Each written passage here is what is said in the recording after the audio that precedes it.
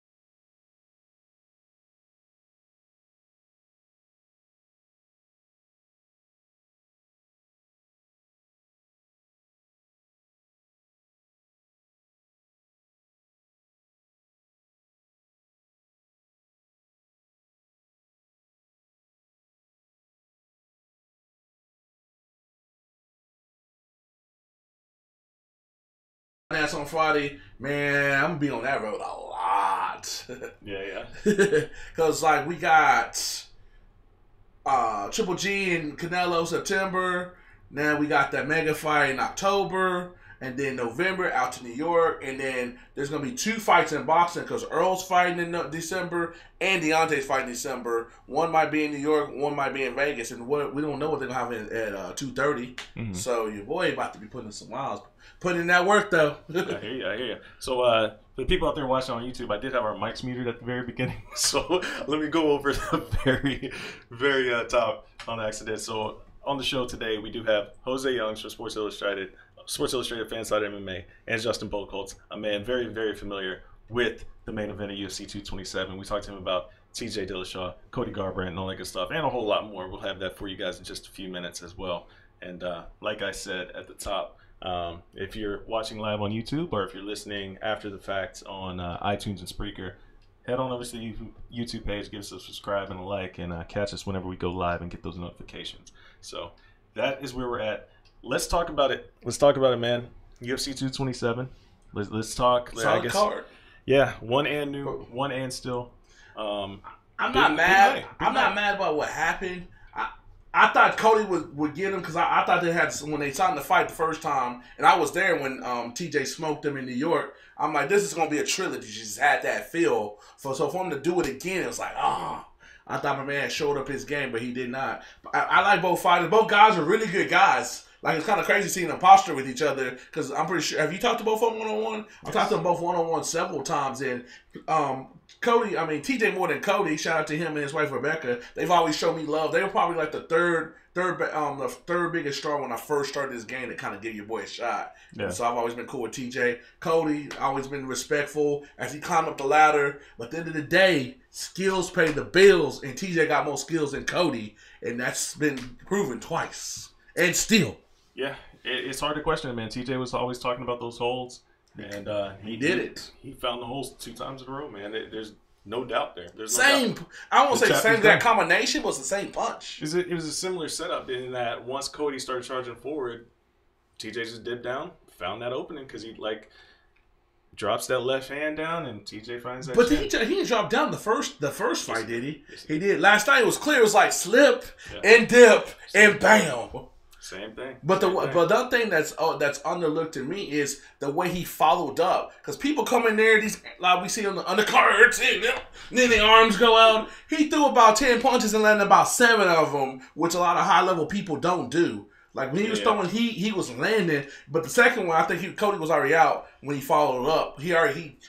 That's what made him actually fall. That second follow-up after the uppercut that got him on La Street, and that second one put him away. Yeah, I mean, he was kind of protesting. That leg went limp. He's kind of protesting the stoppage, too, which was kind of crazy. He got knocked in the sense. When he hit him, it kind of woke him up. Dude, he was done. I'm not saying he was done. I'm talking about that was a perfect stop. But I'm talking about when he got hit the last time, it kind of woke him out of it in a weird way.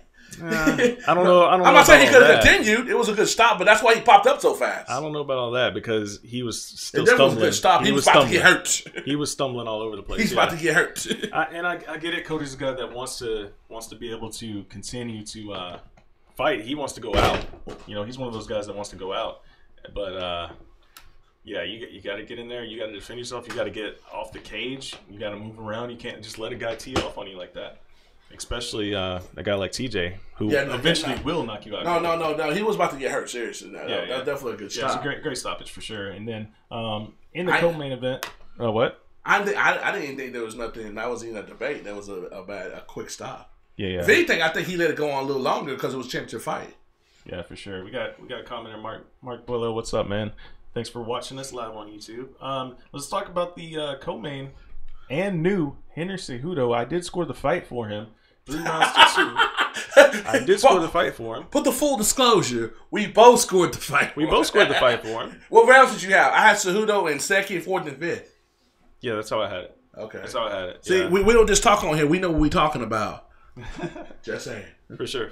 That's how it was, man. It was a close fight, and it was one of those I wouldn't have been mad either way if the judges decided that DJ would have won. I mean, a lot of people felt that DJ's this 11-time champion, defended the belt 11 times.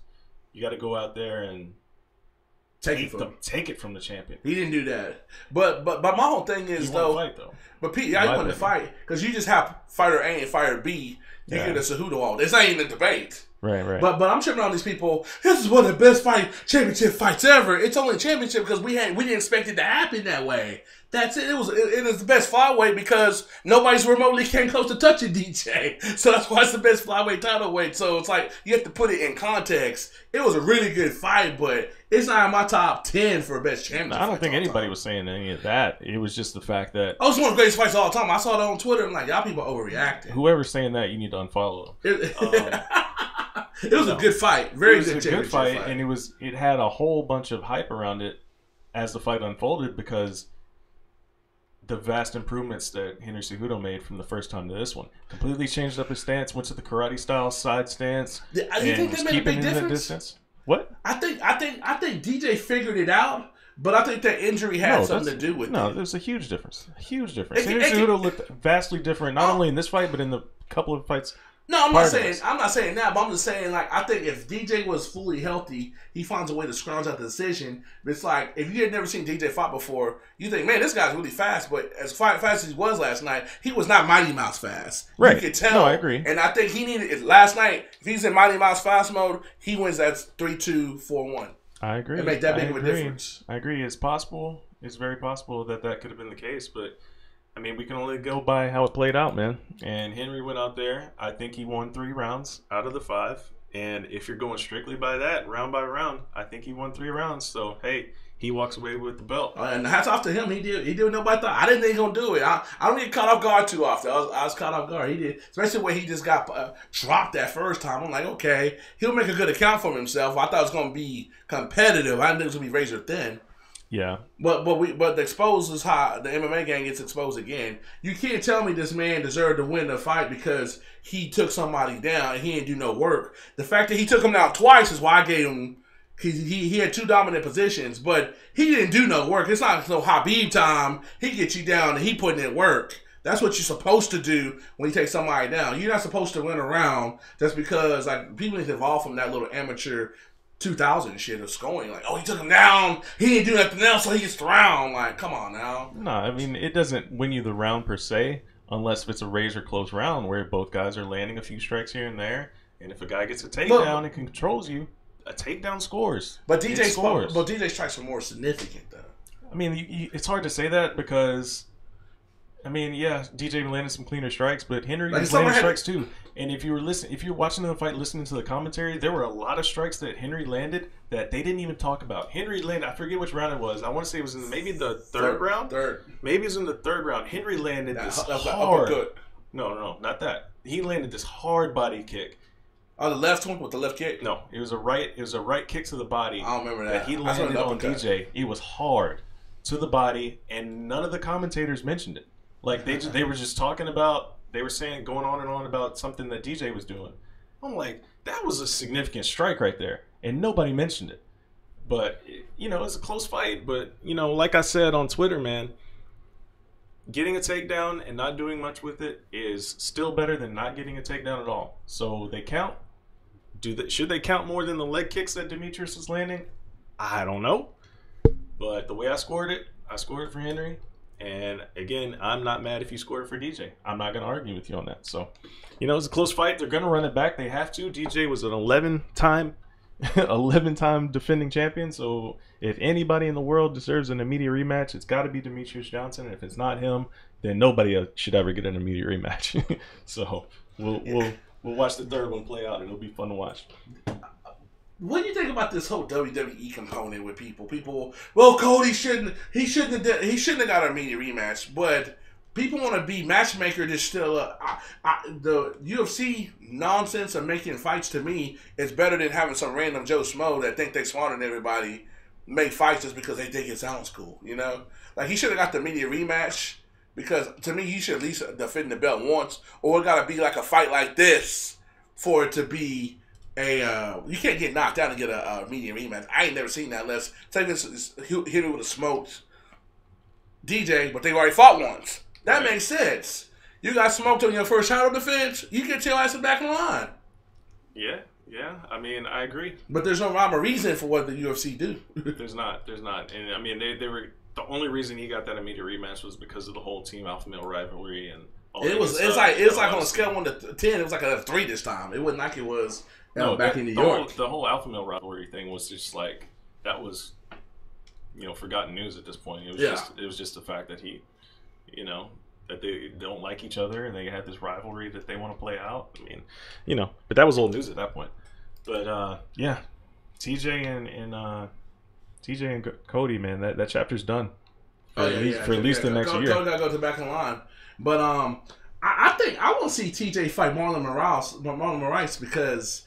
That guy's been dropping people, so he finishing people. I want to say, was Dominick's last fight against Cody?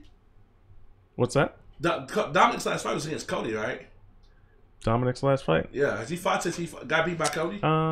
He has not. He has not. It's not because he had that injury again, and it was Cody, and he got hurt again. So like, you can't come from your couch and get a shot. I can see why TJ want to fight him because if TJ gets that win over Dominick, it's undisputed best 135 ever. So for a legacy standpoint, but I saw some article, I don't know if it's fan-sided or if it's Damon Martin. Whoever did it was a good job. I'm not trying to hate on somebody, get their works mixed up. But they said that if he's looking for a legacy fight, he should go up and fight somebody like Jose Aldo, kind of how Anderson Silva did. He went up and fought Forrest Griffin, a former champion, embarrassed him. He went for a fight. People think that Anderson Silva basically was a 205 champion because of what he did. If you want to challenge yourself for a legacy fight, I get that, but at the same time, nah, I'm good on that. I want to see him fight Moraes, like you said. It's kind of hard to give Cruz a title shot off a loss when Moraes is on a 3-fight win streak. He ain't fought nobody. You mean he haven't fought nobody? No, I'm talking about Dominick Cruz. Oh, Dominick Cruz. I was about to say. No, I'm talking about Moraes. Moraes is a killer, man. Tearing up everybody. That Jimmy Rivera man made me a fan of that. That dude's a killer. Yeah, for sure. So that's the fight I want to see next. Cruz makes sense, I guess, because he's a former champion, but he's coming off a loss. He's got to get a win, and then you make that fight. But in the meantime, I think you do Moraes and TJ. I think that's the way to go. Well, I can see the UFC going for that for the money thing because TJ wants it. I feel he got robbed. Well, I can't say robbed. I feel he won the first fight 3-2, so he wants that for his legacy. So I can see why they let Dominick Cruz go, but I think Moraes gets it over Sanso because I know he beat him early in his career, but I saw that fight 200. It was boring, and TJ was on smart mode on that fool. It was easy work. I wouldn't say that fight was boring. It was just the fact. Smart mode on that. It was even close. It was close. It was a close fight. It was a close fight. What else Sanso do? He threatened midway, like late second round, but that was about it. It was like a bluff. I mean, hey. You do that against TJ though. TJ's going. He just went out there and wrecked Cody twice in a row. Like that just shows you, like, a Sunsal's he may not be like the most exciting type of get you out of there fighter, but he makes everybody look ugly. Like he makes every fight like a grind for everybody. It doesn't matter who you are. And in the fact that I think that fight gets overlooked so much because it was on UFC 200, where that fight took place on televised prelims. There was some prelims. Televised prelims on a card where you had 9 current or former champions. Like, just a ridiculously stacked card. So a lot of people even they don't even mention that fight when you're talking about TJ or when they're talking about Sunsao. I know Sunsao mentions it all the time. He's 100% confident he can go out there and take one off of TJ. Every time I've talked to him since then, he said that. And I mean, hey, he's gone out there and put together some nice wins. So can't argue with it until it happens again. I don't know if he deserves a shot. Maybe. I mean, he's got 4 fights, 4 wins in a row. Maybe it's time to get him back in there. Kind of hard to argue. Or maybe you do at the very least, you do an eliminator between him and Moraes, and the next guy gets a shot. But he's already beat Moraes. That's the thing. I just forgot about that. He already beat Moraes. Yeah. So I don't know. I don't know if he deserves the next shot. We'll see how it plays out. It's a weird situation since TJ has beaten Sunsao, and Moraes got the longer winning streak out of Sunsao Moraes, but Sunsao's beat Moraes, so it's like a big circle. Yeah, for sure. It's crazy, man. It's crazy. It's gonna be crazy to see how it plays out. A lot of craziness. Yeah, I'm just happy that we're one step closer to UFC 228 here in Dallas. Can't wait. Can't wait, man. Hopefully we get stuff worked out behind the scenes. And I joined that vote, man. Yeah. But that card is looking nice. I think Tyron's experience is going to win easily over Darren Till. He's going to take him to school. Kind of how the way he did when he beat Kevin Gastelum. Kevin Gastelum, that was the best thing for him, was to fight Tyron Woodley. And he learned so much from that fight, and that changed the direction of his career. The fact that he went up a weight class and he's still doing his thing. Mm-hmm. I think Darren Till's going to be in that same boat. He's going to come out there with that youth exuberance, but at the end of the day, he's going to realize there's levels to this, and he's going to have to do some things to get on that level, because in 2018, he ain't on that T-Wood level. Yeah, man. It's going to be interesting. I mean, if you guys out there haven't seen the interviews that they both gave this week, not only at the presser, but during the fights, they had scrums in the back while the fight card was going on, UFC 227. Go watch those. Go watch them. One, Woodley is so much more into this fight now. And 2, Darren Till might be slightly crazy.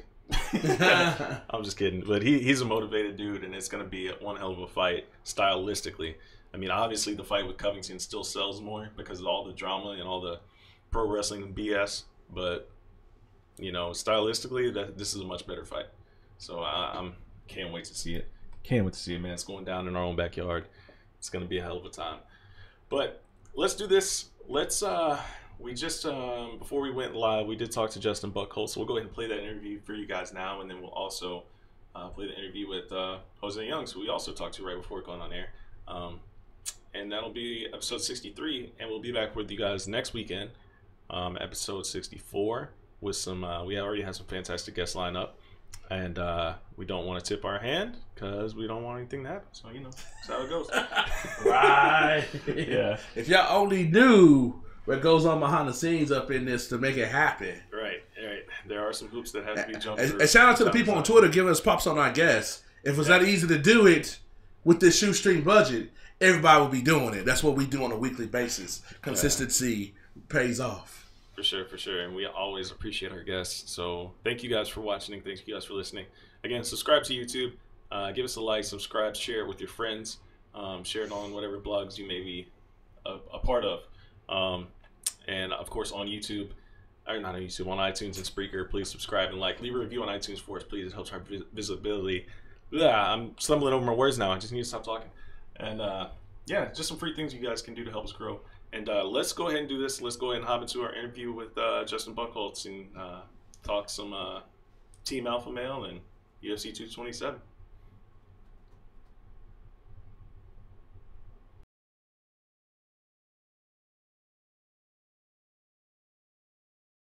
Debut, one of the best MMA trainers in the world, Mr. Justin Buchholz. Justin, thanks for coming on the show, brother. What's up, man? How are you? So what do you think about the craziness last night? I know you were out in L.A. watching it from a neutral position in the stands. What do you think about the craziness last night? Oh, man, it was an amazing show. I forgot how cool UFC events are. I haven't watched that many from the crowd. But it was an amazing show, and the main event and the co-main event were pretty incredible. How weird was it to not be in the cage? Because I know you probably been in the besides the fighters, you've been in the octagon more than anybody when that bantamweight belt's been defended, right? Yeah, no, I mean, actually, I've been there. Well, I mean, I've been at more title fights for the last 4 years, and the last 7 times the title's been up for grabs. I was a trainer in one corner.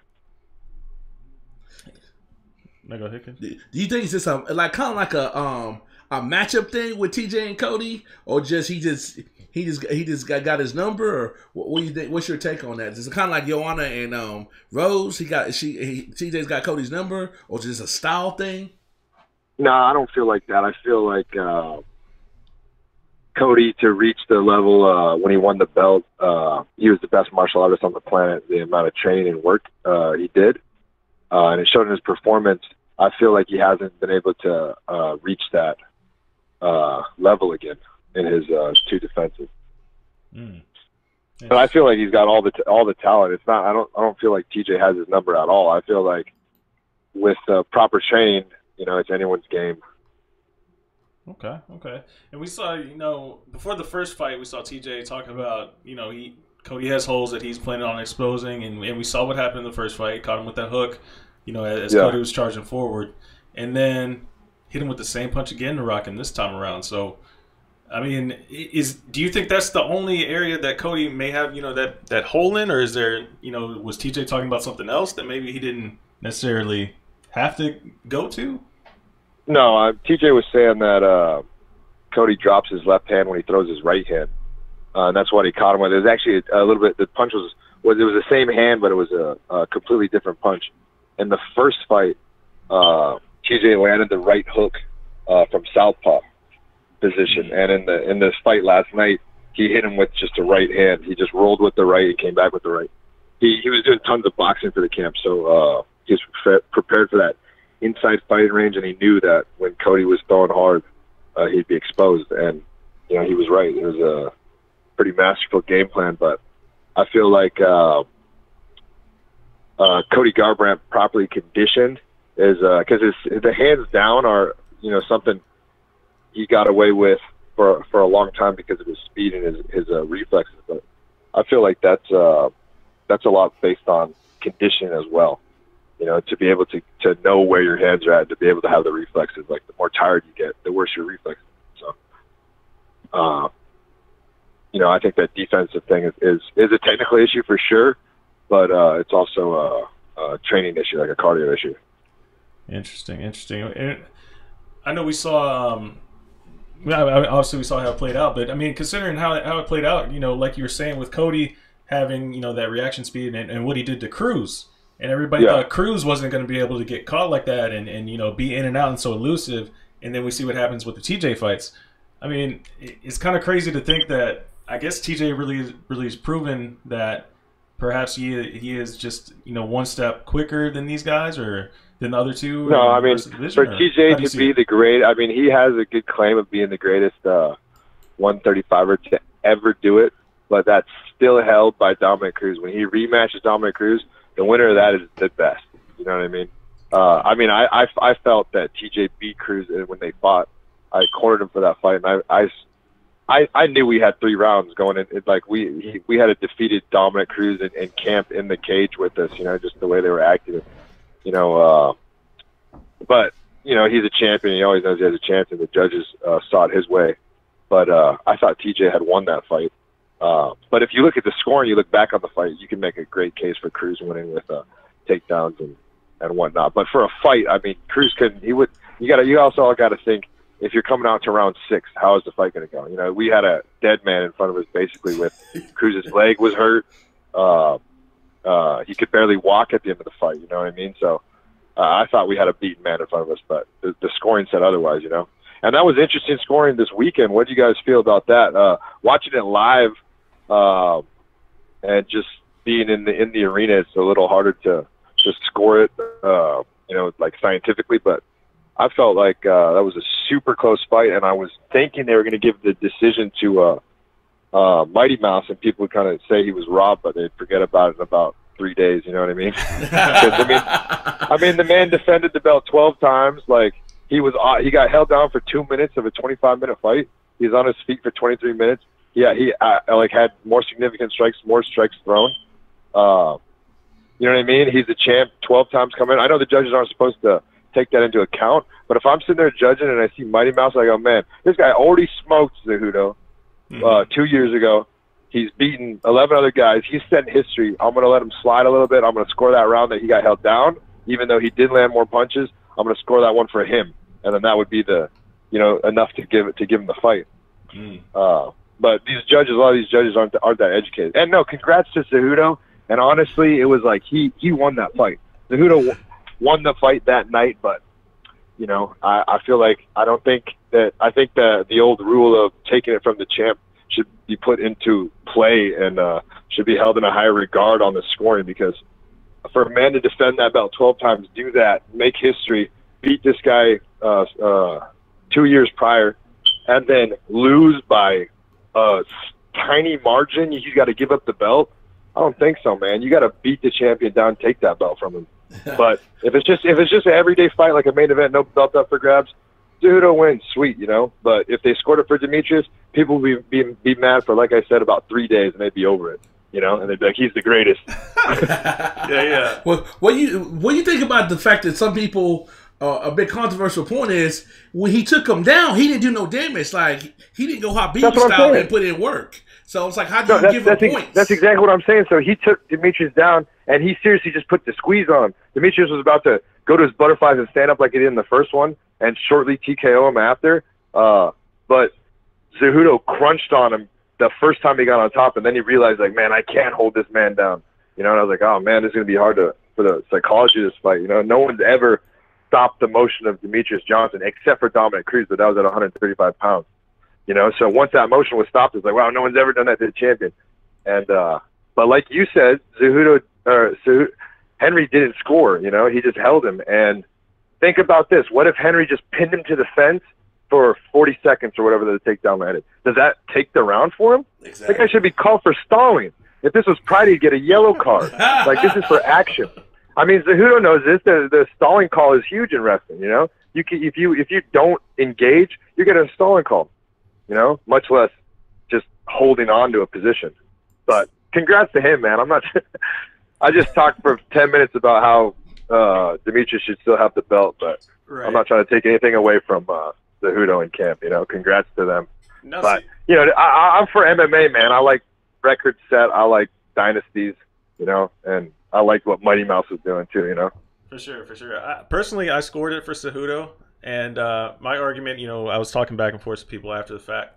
I'm not saying that this should have scored more, but I mean, getting a takedown is better than not getting a takedown at all, right? So it's got to count for something. I'm not sure if it should score more than the leg kicks that DJ were landing, but I scored the fight 3 rounds to 2 for Cejudo, a razor close fight. As I submitted that score, I was like, I know it's going to be a split decision, because I know that there's a lot of people that felt DJ won the fight, doing more with the striking, and of course also like what you were saying as well with you got to take it from the champ. I like to believe that. I like to believe in that. And I felt that Cejudo just won the fight, though. I felt like he did a little bit more, with the control, with the takedowns, even though not much came with the takedowns. But like, and when they were throwing dogs at each other in the 5th round, he was backing Demetrious up. Demetrious couldn't stop him coming after him. That was the end of the fight. So if you're looking at Pride, like overall fight, you got to score for Cejudo there. But I agree with your analysis exactly. I feel like Cejudo, did win the fight, but I've seen way worse robberies, and I wouldn't mind if he just got robbed there. And a week later, we got a 13-time defending champ, all-time record. And then we can set that fight up with TJ. We don't got that fight anymore. Thanks a lot, Yeah, the thing that did upset me though was immediately after the fight. I mean, obviously Cejudo's happy when he gets on the mic and was like, "I want to move up and fight TJ now, or the winner of the next fight."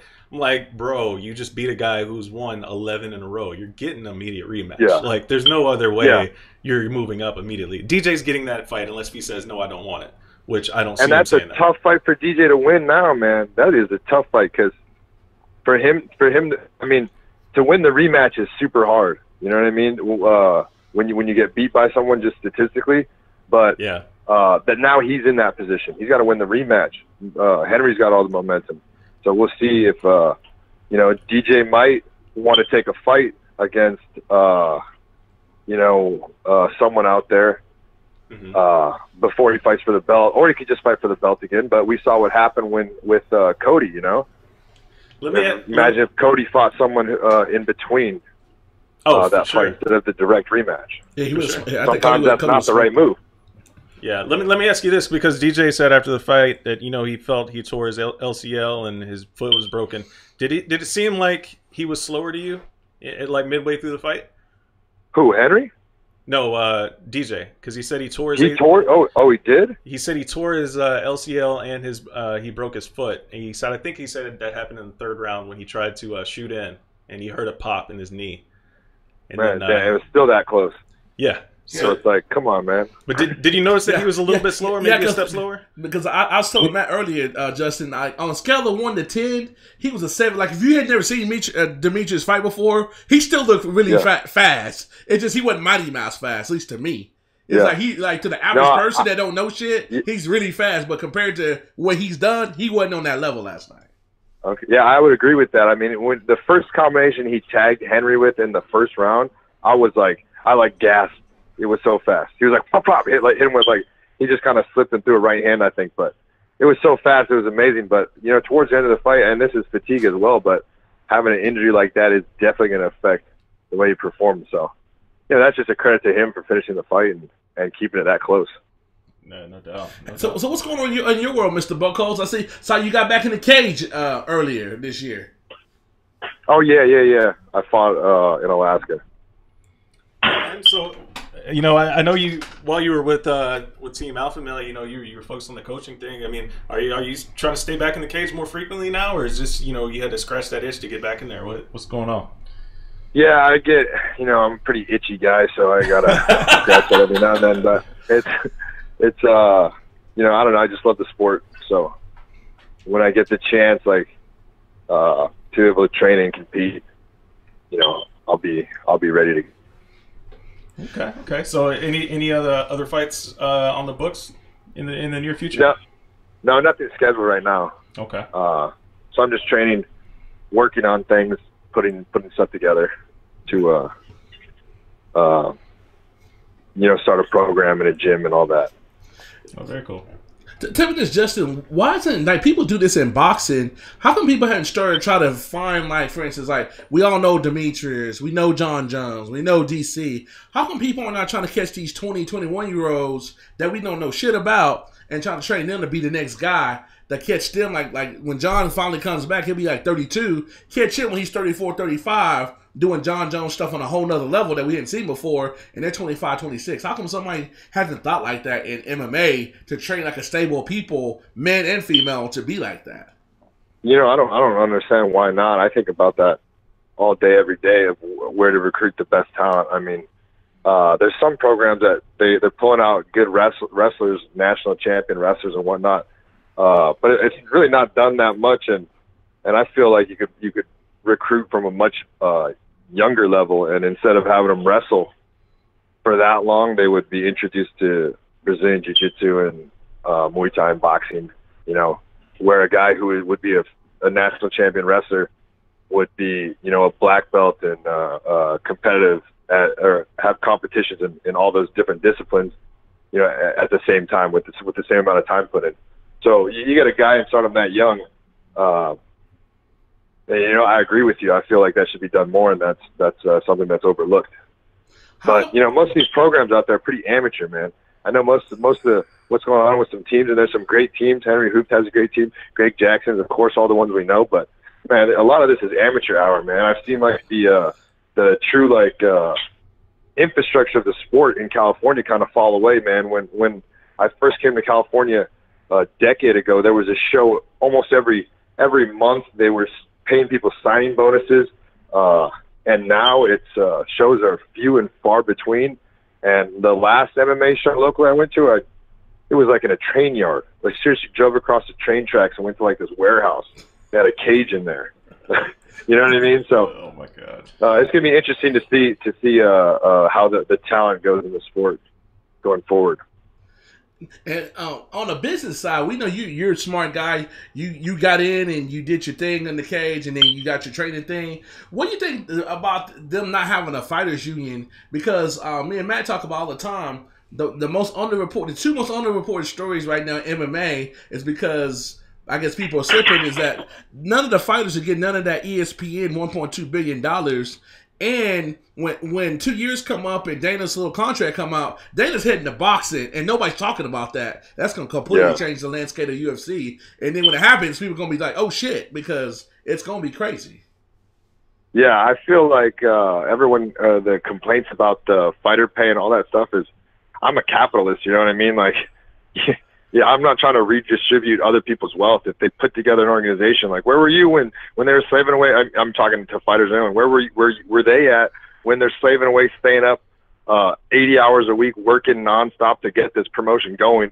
When it was for a while, it was a big joke and no one believed in it. So now that it's huge, everyone's like, oh, I want a piece of it. Well, you know, of course you do. That's what most people do. They try to get something for nothing. But I know what most fighters get, the standard structure of pay and what a champion would get paid and what an entry-level fighter would get paid. And it's not football, but this is fighting, you know. It's the cream will rise to the top. You know what I mean? Conor McGregor doesn't care about fighter pay. So what are we supposed to do? Take some of his money and redistribute that to the undercard? I don't think so, because he's drawn those numbers with or without that undercard. The people on the undercard are getting an opportunity because Conor McGregor is making $100 million where they can fight and get that kind of exposure. So for people to complain about that, I don't understand it, you know? It's just socialism stuff that everyone loves to jump on board with. But I'm not into it, man. I'm a capitalist. I'm like, hey, fight. If this is prize fighting, the better, bigger, you know, fighter that you are, the more you're going to get paid. And it correlates 100% between what you're able to do as a personality, as a fighter, and what you can do in the ring to how much you get paid. You know what I mean? People will say, oh, Jon Fitch won, you know, this is an old school case. Jon Fitch won 10 fights strong. He didn't get a title shot, but he wasn't an exciting fighter. So there was no reason to do that, because then his draw power. But should he be getting paid as much as Chuck Liddell? Absolutely not, you know, because it shows the numbers don't lie. So that's how I feel about the whole fighter pay thing and union thing. I mean, great, have a union, but you know, this is the most cutthroat sport in the world, man. It's human cockfighting, like John McCain said. It is. The UFC marketed it, so it's not. But I haven't been to. I've cornered over 100 fights in the UFC. Multiple world title fights. This is probably the fourth UFC I've been to and sat in the crowd, and it is human cockfighting. Two people, you know, that were huge parts of my life are fighting for the entertainment of others for money, and they can bludgeon each other to death until another man stops it. It's human cockfighting. It's completely brutal, and you know, that's the name of the game. That's why we love it. And that to your point, like there's a lot of truth in what you said there, but to your point, this also proves that this isn't a sport, because a lot of people want to draw the lines of sport and have a structure where there's, you know, comparing it to other sports, that there's supposed to be like some championship, like some structure where there's like divisions and things like that, where guys can climb these ranks. It's not like that. There's always going to be the entertainment element that will skew the lines, where guys can show up. They can take on a persona like a Colby Covington, who was nothing like he was 3 years ago when I interviewed him, you know, one-on-one. Yeah, no, Colby's a nice guy. He was like a soft-spoken, like, you know, good all-American kid when he came up to Alpha Male a few years ago. Yeah, exactly. So it's like, you know, what you're saying is like, it just drives home the point that this isn't truly a sport. You can't really compare it to these other things, but at the same time, I think that there should be some sort of, you know, collective bargaining in place to where these guys are getting their fair shake. I mean, I just don't like the fact that this is supposed to be the UFC. This is supposed to be the pinnacle of this, I guess, athletic competition. I was about to say sport, but I'm sitting here saying it's not a sport. But it's supposed to be the pinnacle, like, of this thing, and you have these guys that are under this banner that still have to work, you know, another day job when in between fights. Yeah, but you have to also take into account that you're comparing the UFC to what? There's never been a mixed martial arts organization that's ever done anything. So they're the first ones to do it. They're the first ones to create the industry. Like, you can compare it to the imaginary, like, perfect promotion that doesn't exist, because no perfect promotion exists. But I mean, they're doing their best, man. I mean, when I fought in the UFC, there was no health insurance. You know what I mean? I got bonuses I got 3 bonuses after losing fights. I lost to Terry Edom. I got an undisclosed bonus because Dana loved the fight. I lost to Jeremy Stevens by TKO. Got cut. Was freaking out about it. You know, we were brawling. He loved that fight. Gave me a bonus. He had no reason to ever do that or give me that, and I'm always eternally thankful for the money that I got there because it kept food in my mouth and kept me in the sport where I would have to work, you know, 100%. Because this is like this is the old days, man. There wasn't money in there. We're talking. I mean, I think my first fight in the UFC was for $6,000 and $6,000. You know, so it's like, you know, what are people complaining about now? I don't get it. You can promote yourself. You don't even, you want a reality show, you have that with social media. If you pay enough attention, you work hard enough at it and build your brand and everything else. But I don't know. But I'm a big union guy. I worked 942 laborers and 375 pipefitters in Alaska. So I love unions. I mean, the company man will take you for everything and work you to the bone if you let them. But unions allow for collective bargaining and rights for workers, and I'm a big believer in that. But so how much of the, you know, when you're training with your guys, how much time do you spend, you know, telling them, hey, you really have to embrace this entertainment side of things, not just what you're doing inside the cage, in between those 5-minute rounds? Oh man, I mean, I use and keeping up on that all, but I mean that's a fighter's personality that they got it or they don't. But the thing is like what they're doing is it's so interesting to group of people, you know, the fans out there. It's so interesting where they'll just watch. You don't even have to create content. You can just document what you're doing. Like, I ate this morning. Hi, YouTube, you know, and now I'm driving to the gym, and I see these blogs all the time, and they're horrible, but they have tons of views because people are so interested in it. There's no story. They're just seriously documenting what they're doing. I ate this. I trained with this guy. We hit mitts on this, and people love to see this because this sport is that interesting, you know? So you can always do that. You don't even have to have a personality to do that. You just need a phone. Sure. So switching gears, I know you with a few people that actually keep up with boxing. What do you think gonna happen in Triple G Canelo 2? I've talked to both of them in the last month, and they both demanding the war. Like, it's a like legit animosity, La Viva La Raza, Mexican style. They basically are guaranteeing Rumble from the jump. It won't be no filling out period. What do you think about that fight? Man, I feel like Canelo's all salty because he got caught eating tainted meat or whatever his excuse is. I mean, I feel like this is like the 5th time Golden Boy has come out with this this whole tainted beef thing. You know what I mean? It's like an excuse to train in Mexico. First of all, I think the guy did his last camp in the States. You know what I mean? And then he goes to Mexico and he's eating beef. This is a well-known thing. Other boxers from Golden Boy have been caught or had busted their tests, and it was blamed on tainted meat or too much clenbuterol. So they know this happened. Even like an Olympic swim team or something, I'm not exactly sure, but got busted, and they found the tainted meat. So then it seems like Golden Boy's been using it as an excuse, and Canelo bust for clenbuterol. Conveniently, he's in Mexico.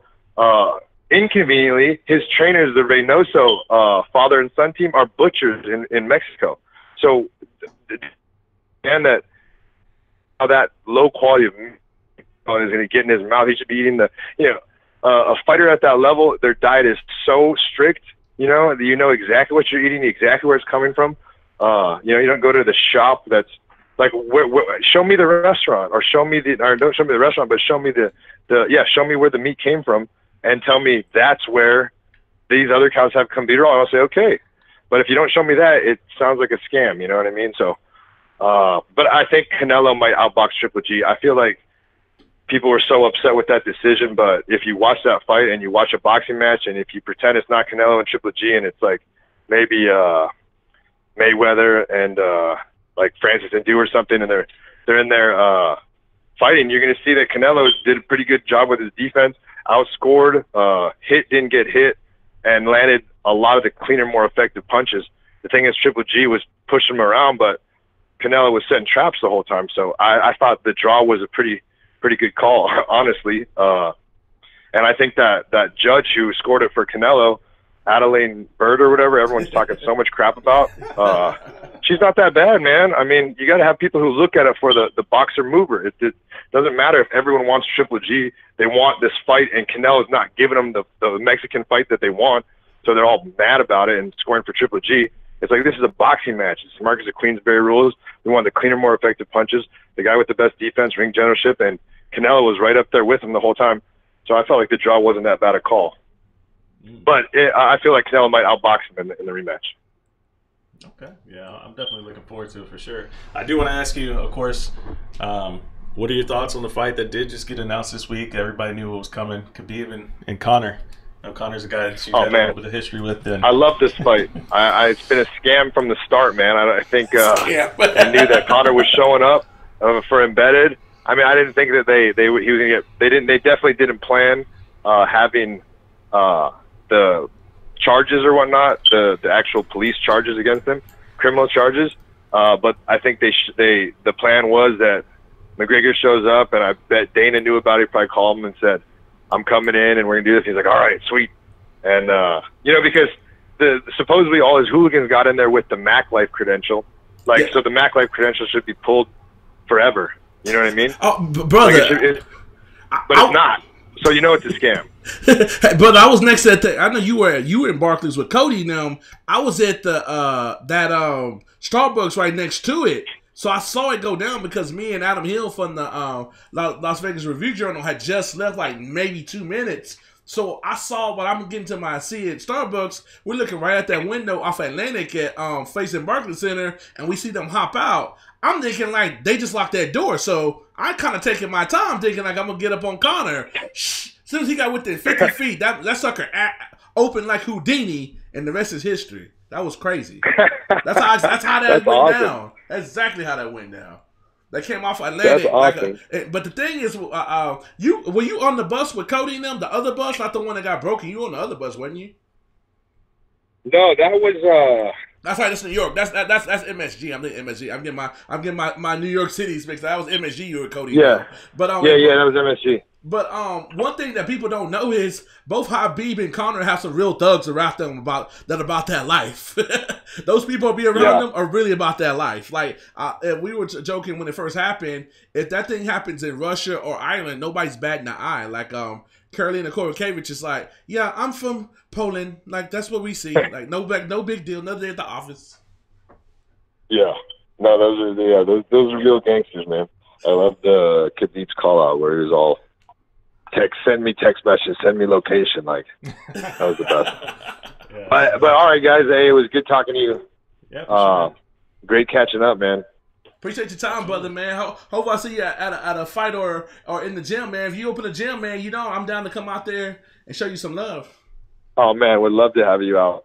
Call me up some other time. We'll do this again. This is awesome. I appreciate it, Justin. Thank you, man. All right, appreciate it. All right, guys. Later.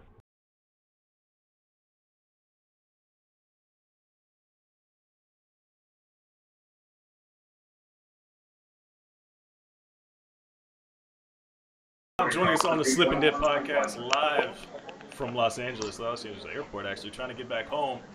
He's got a delay, but hey, he was on the scene at UFC 227 where we saw all the madness, one and new, one and still. Jose, man, what was it like out there, man? The crowd, at least as it came through on the TV, was pretty electric, man. What did it feel like out there? Yeah, and first of all, apologize for any of the noise in the background.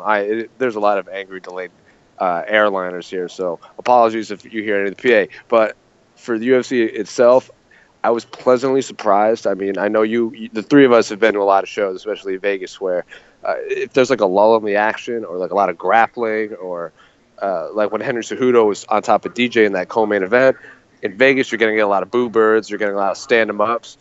Honestly, in LA, like they were applauding Henry Cejudo controlling Demetrious Johnson on the ground. It was a very weird scene where like I was sitting next to our buddy Jim, who's been a friend of your show, and we were looking at each other like, this is bizarre. Like we were expecting boos, like especially when we were in Vegas, we were at Francis and Derek, and that whole place was like just booing up the joint. But honestly, the crowd loved every fight, so it wasn't so bad. Yeah, the one thing that people are underrated about, because it's a basketball city, is that the fighting fans at Los Angeles are very passionate. They're not as crazy as they are in New York, but they're very knowledgeable. Being somebody who's covered a UFC and a boxing fight there, it's always interesting to see what happens in LA, because they really be into it and they actually know the sport. Yeah, I mean, the place was sold out, and like Dana said himself, there wasn't any there was no light heavyweights, there was no heavyweights. This was all lower weight classes and women's strawweights. There was I can't remember her name off the top of my head, but the Chinese woman on the Fight Pass prelims, the Fight Pass, this is her first time ever in the United States, and she's fighting in the Staples Center. They put J.J. Aldridge on the main card, and you're seeing this, and you're like, oh, this isn't going to do well. Like, the whole place sold out. It definitely helps that before the fight, they had a 3-on-3 basketball tournament outside on the streets in front of the Staples Center, so the crowd was popping as it was. So it was completely sold out, completely loud, pretty crowded before the first fight. So it was my first time covering a fight at the Staples Center. For UFC, I've covered boxing there, obviously, but I've always assumed boxing would do better because it is LA. It's Triple G's town, at least in the United States. But I was very, very pleasantly surprised at how well received all the lower weight classes were in Los Angeles. Yeah, no doubt. It was crazy to me, like you were saying a minute ago, that so many people were just into that DJ and Cejudo fight. I thought it was going to be the exact opposite. And that's just wasn't the case. It just really showed that, maybe there's something, or maybe the fans in general are just starting to come around to the lower weight classes. I don't know if it's that. We'll see in future fights if that's the case, but I don't know if they were just more intrigued with Cejudo actually going out there and not getting throttled like he did in the first fight. I don't know. Yeah, and I mean, Henry said himself, everybody he talked to, he was actually born in Los Angeles. He was born 10, 15 minutes away from the Staples Center. He lives in Arizona now, and he eventually moved to Las Cruces, but he spent a big chunk of his childhood in Los Angeles in these very terrible areas. So the crowd in LA definitely identified with that. He gave this really, really, really passionate interview where he was born here.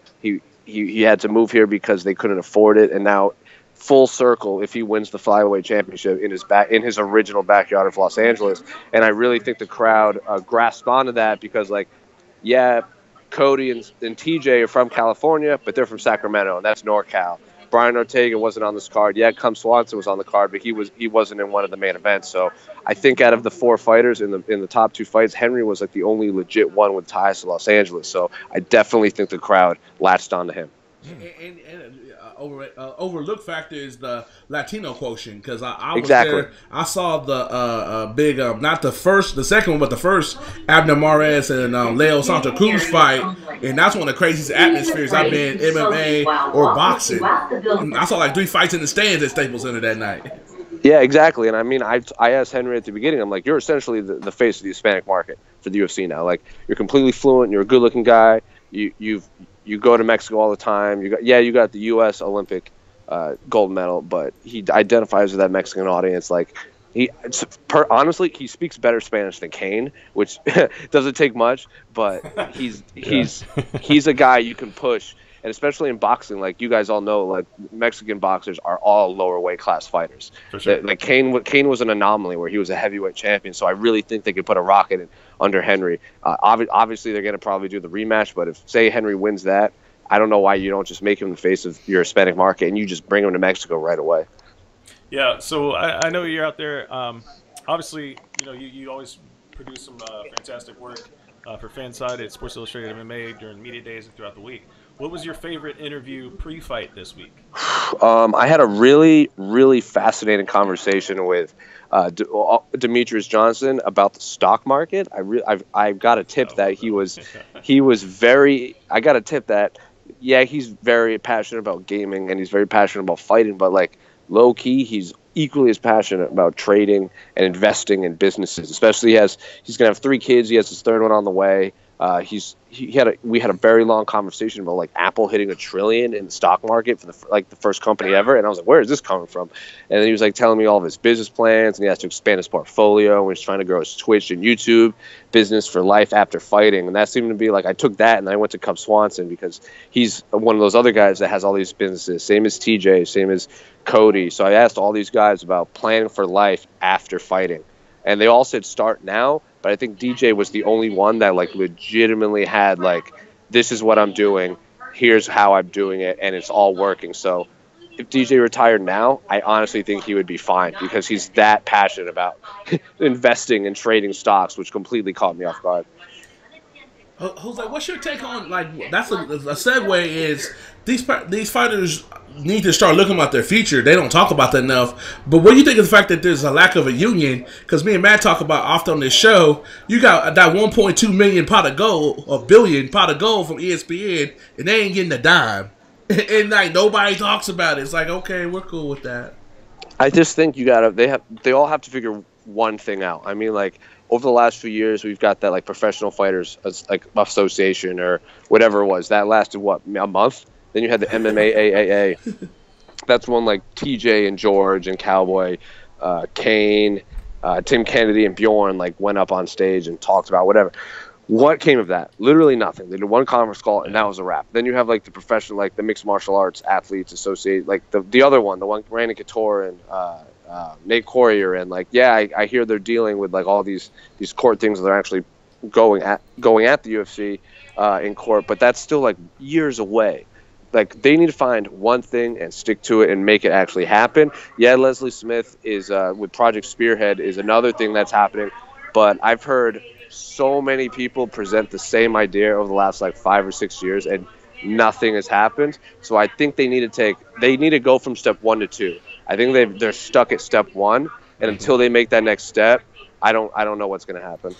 Do you think the main thing is they need some star power that's like visible? Like, I'm talking about somebody like a Conor or somebody. You think that would help them get it? Somebody like a Conor, Jon Jones, somebody that's we know making millions of dollars to be on board, like on multiple of them, or it won't ever come together. If somebody that's making millions is basically putting their name and putting cosign and all this, because usually we have all these mid-Carter fighters or people like George that basically retired. It's like, or Randy Couture who is retired. It's nobody like in the prime of their career making money that the UFC needs, you know? Yeah, I mean, even the MMA at least had George St-Pierre and Cain Velasquez. Like, those were the two guys. Like, George is one of the biggest box office draws ever, but it felt like he kind of used that as like a negotiating tactic where he wanted to return and fight on his own terms. The UFC wasn't allowing it, so he's like, fine, then I'll join this fighters association. And like, because if fighters see George, they see Cowboy there, then yeah, they're gonna take it more seriously. Dana White immediately gave George St. Pierre a title shot and then gave Cowboy more money. Mm-hmm. And then you saw what happened. It just folded. So, yeah, that could work, but it's going to have to take a big-name fighter that's not afraid to keep going rather than like, yeah, George got what he wanted and he was happy. They need to be in it for the long haul, not just to get what they want. Exactly. That's the problem right now. All these guys are just doing it until it gets a little bit of traction, and they're like, okay, we'll give you more money. And it's kind of in a way to just be like, all right, be quiet about this now. You know? Exactly. 100%. Yeah, but it's kind of unfortunate. I hopefully something comes about it in the near future. But I do want to ask you about the pre-fight comments. And if you guys out there listening haven't seen it, then check it out on Insider's YouTube page. During the fights, Darren Till and Tyron Woodley were in the back. They did a scrum. Yep. They both had some pretty interesting things to say. I'm really more excited about this fight a lot now, based on the things that they said this week.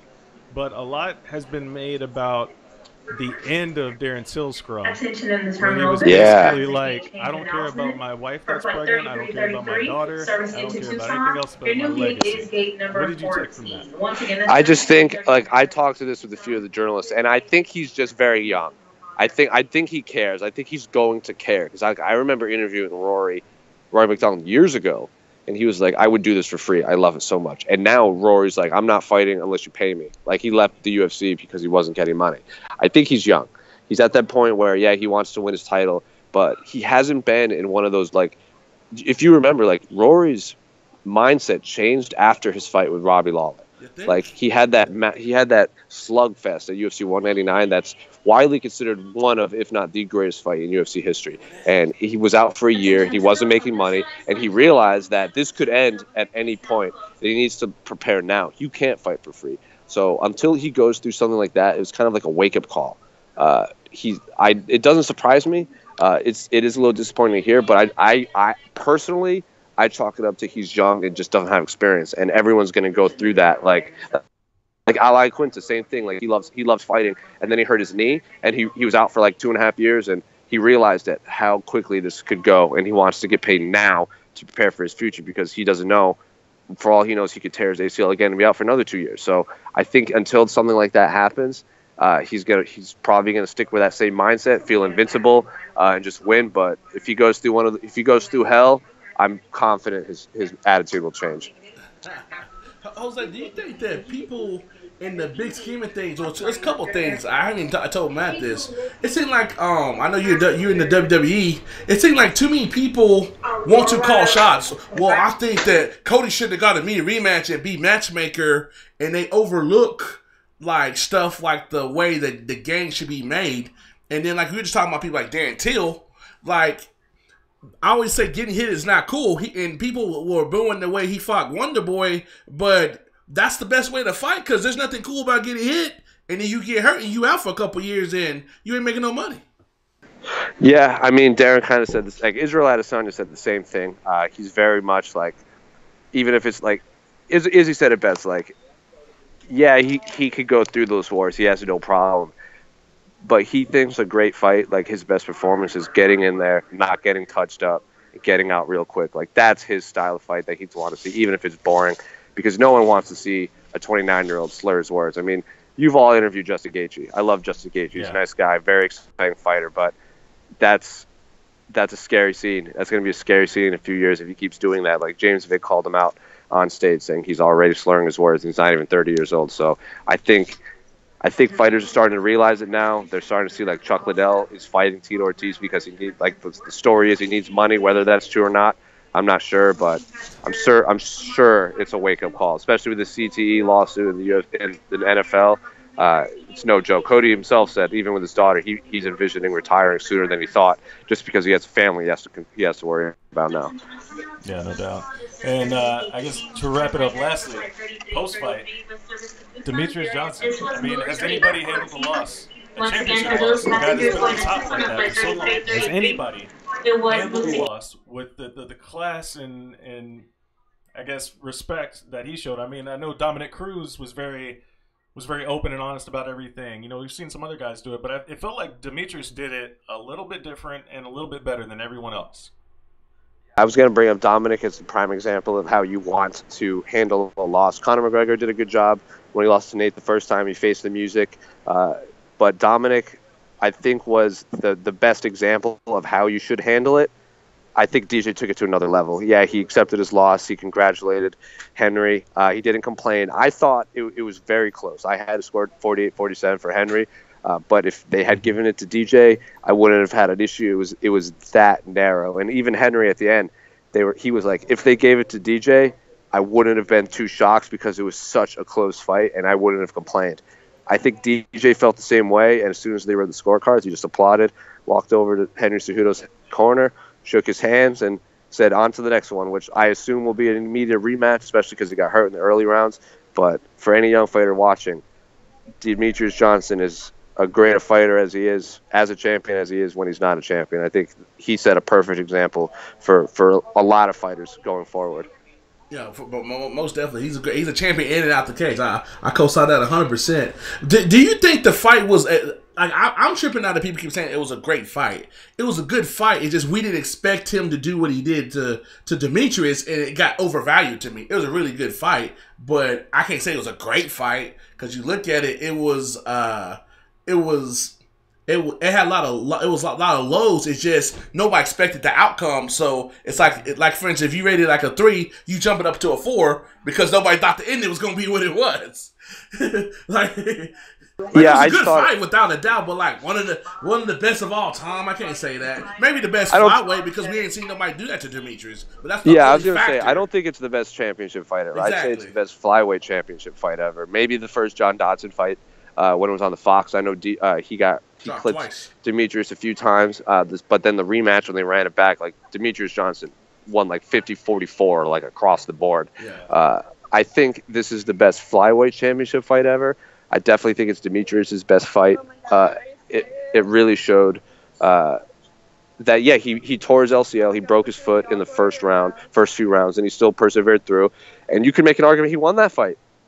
If they gave Demetrious that, we're talking about how Demetrious Johnson is still champion, his record is still going forward, and he did it with a torn LCL and a broken foot. So all that counts, and it was a split decision, so all it takes is one judge giving that to Demetrious, and he's still the champion. So best flyweight championship fight I've ever seen, but I wouldn't say, I would agree with you, not the best title fight I've ever seen. What's next for TJ, in your opinion? TJ, I would probably say if Dominick Cruz is healthy, I might like to see that, especially because Cruz has the win over TJ. I actually scored that fight for TJ. I was K-tied for that, but that was very similar to Henry DJ, where it was so narrow. I thought I was flipping a coin. I just happened to give the slight edge to TJ. Maybe Marlon Moraes, Rafael Assunção out there. Assunção has the win over Marlon, so I'd give the edge to Assunção just because he has a longer win streak and that win over him. Maybe Marlon versus Cruz in the co-main event in case someone gets hurt or on the undercard. But I would like to see either Assunção or Cruz for TJ for sure. Plus, Assunção and TJ, people forget, it's 1-1. So that'd be a rubber match too. Oh, he did? When he beat TJ? I was one when TJ beat him at 200, and he beat him rather easily to me.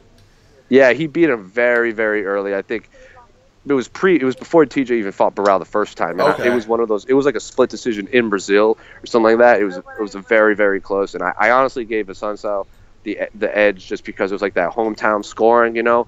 But I remember talking to TJ. I was like, you could be on a 7-fight win streak now. He goes, I am on a 7-fight win streak. I won that fight against Assunção. So it was that close. It was none of those 50-50 fights. But I'd like to see Assunção or Cruz just because the story is there. Yeah, it's going to be interesting to see how this all shakes out. And of course, looking forward, man, UFC 228, we already kind of touched on, the main event there. But is there anything that you think with Nico Montano and Valentina Shevchenko? Do you think Nico has a chance to kind of stave off the Shevchenko bullet train here? Sure. I mean, it's MMA. She's a champion for a reason. Anything can happen with 4-ounce gloves. Do I think Valentina Shevchenko is the best flyweight in the world? Yes. She could be the best bantamweight in the world, too. It's really, that last fight against Amanda was very, very close. I mean, you can honestly make an argument that Valentina is the bantamweight champion at this point. But Nico was the 14th seed on Tough. She still won the belt, so that shows you that you can't overlook her. And we talked to Valentina, and she's like, there's no way I'm overlooking Nico. She's a champion. She won as a 14th seed, so no. She's expecting a hard fight. Do I think Valentina's going to win? Yes, but I don't think it's as clear cut as everyone thinks. Yeah, absolutely.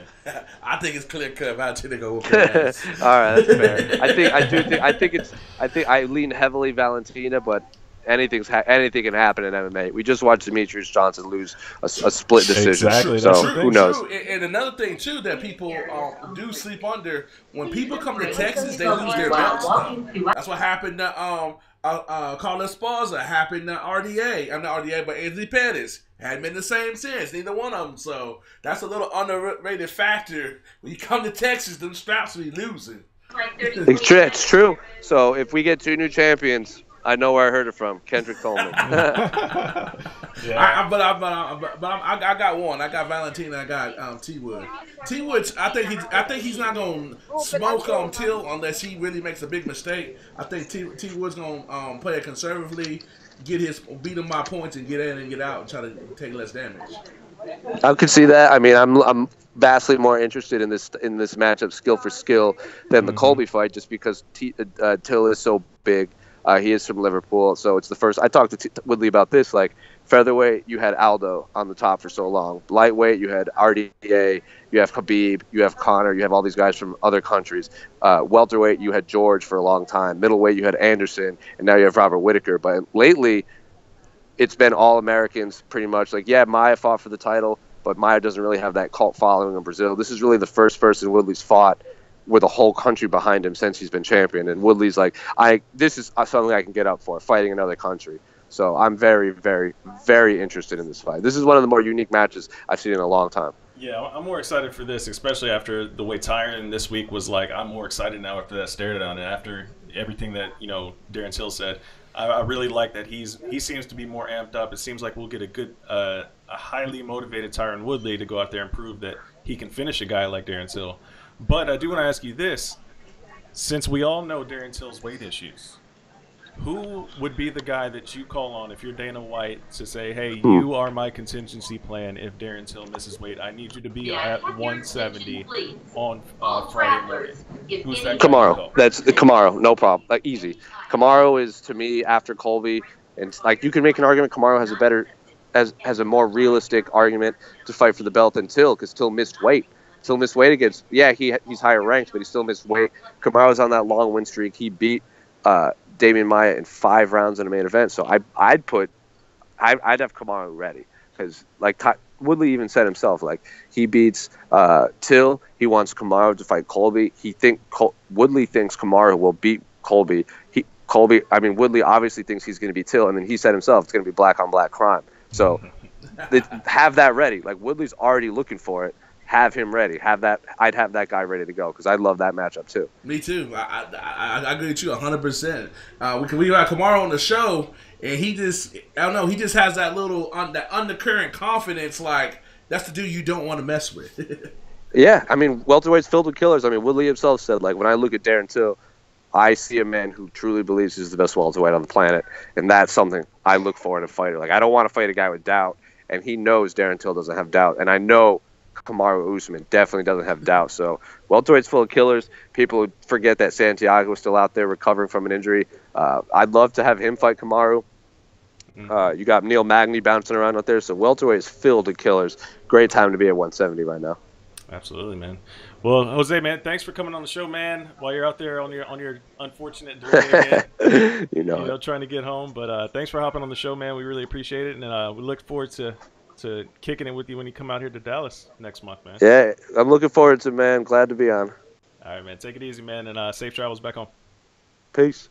Peace.